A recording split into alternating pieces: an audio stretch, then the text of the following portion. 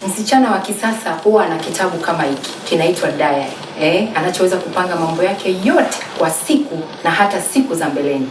Si ndio Usiondoke.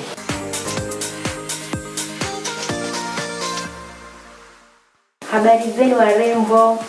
Salama, habari yako? Nzuri. Za huko mtokako? Nzuri, huku za kwako wewe? Mimi niko bomba. Nimefurahi kuwaona. Hata sisi nimefurahi kuwaona, mmependeza. Mimi na ndio mpendeza zaidi. Kweli? Ndio kawaida yangu. Hongera. Au niseme asante. Na wewe unachangia. Nasema asante. Bali unajua nasema ndio kawaida yangu, lakini lazima useme asante. Lazima utanguze kwanza asante. Haya, tunaongelea diary. Diary ni nini? Nataka tujue kwanza diary ni nini, na inawahusu watu gani? Kuna mtu aliniambia kwamba wewe unaongelea mambo ya diary inawahusu tu, kwanza sidhani kama hata hapa Tanzania inaweza kuhusika. Watu wengi hawajui diary na wala haiwahusu. Umeona kwa sababu eti ni Tanzania au ni Mwafrika. Je, ni kweli diary haina umuhimu? Na kama ina umuhimu, watu gani wa kuitumia na ina faida gani? Diary ni nini?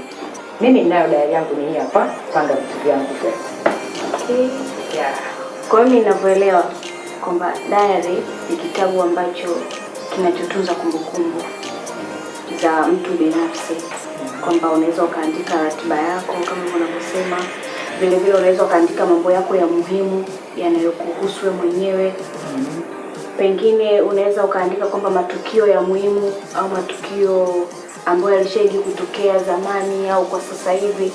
Mimi ndio ninavyoelewa hivyo kwamba diary, na mtu yoyote yule anaweza akawa na diary kwa sababu ina umuhimu kwa kila mtu.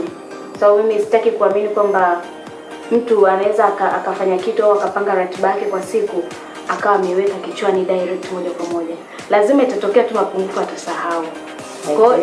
Kwa diary ni kitu cha muhimu na mtu yote yule pia anaruhusiwa kuwa nayo. Wewe unayo? Mimi ninayo, lakini sio kwa ajili ya matumizi ya kupanga ratiba. Isipokuwa matumizi yangu mimi ni kuandika kumbukumbu ya mambo ya muhimu. Okay, kwa hiyo kwa kwenye lugha ya Kiingereza wanasema kuna journal na diary. Lakini sasa tunachanganya zote kwa sababu ni kitu ambacho kinafanya kazi